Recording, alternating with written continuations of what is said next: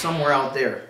Joe Hero here, and we're digging into Bud Hopkins' book entitled Intruders, and we're in chapter 2, which is called The Missing Hour. Bud first described Kathy Davis after their meeting a month after her September letter. What became evident after 2 visits to Indianapolis and multiple interviews with Kathy, her family, and neighbors was that all of Kathy's story regarding the bright lights in the yard did not cohere, and that there was at least 1 hour unaccounted for in the tale. The story proceeded as follows. Kathy attended a therapy session, returning home at 7:15 p.m., after which she put her boys to bed and arranged an evening of sewing at her friend Deanne's. As she told her plans for the evening to her mother a little before 9 p.m., the light was noticed, a bright one, shining from the little pump house near the swimming pool.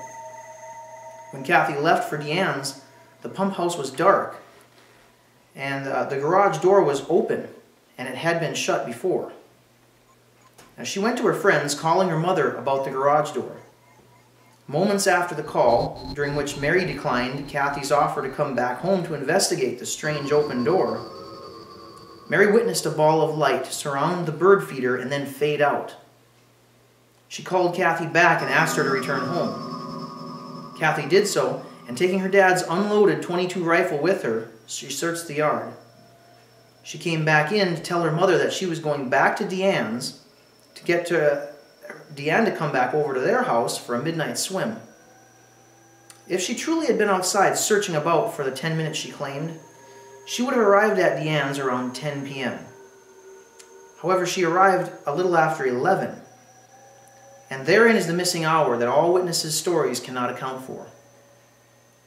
More strange things happened when Kathy, Deanne, and Deanne's daughter Tammy came over to swim.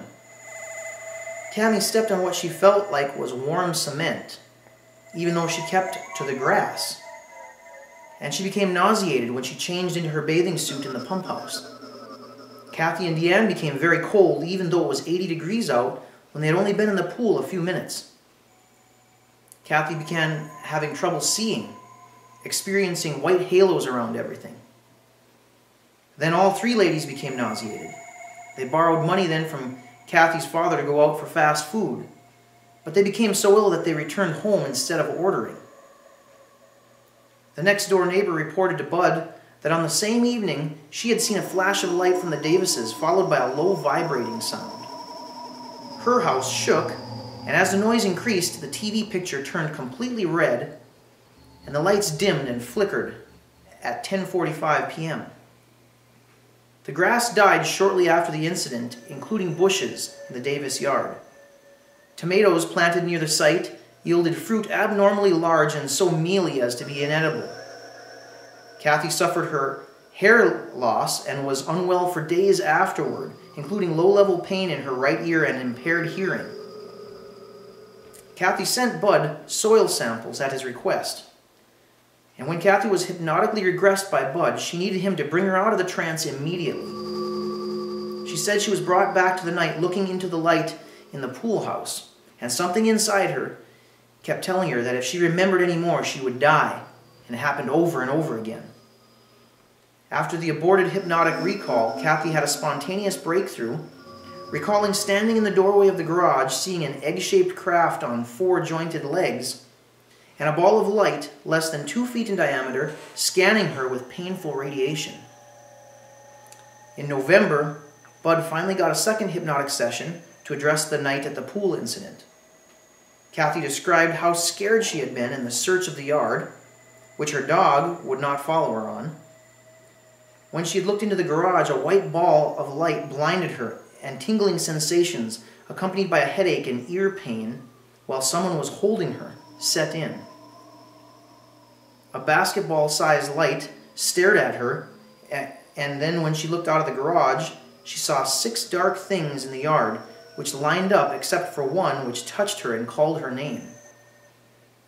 Bud broke from Kathy's case then to tell of Sandy Thomas, a woman who had many parallels to Kathy's case, including ear penetration, prior abductions, nausea after the experience, and discomfort of the area near the affected ear, a young son who experienced abductions.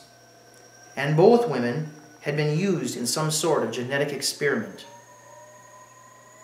Lastly, in chapter 2, another neighbor, Martha Elkins, had an experience like the lady next door to the Davises, where she was awakened by a loud vibrating noise which got louder and caused terror.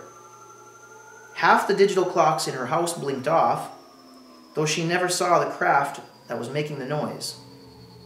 The only problem with Martha's story is that the exact date could not be determined to correlate with Kathy's pool experience date.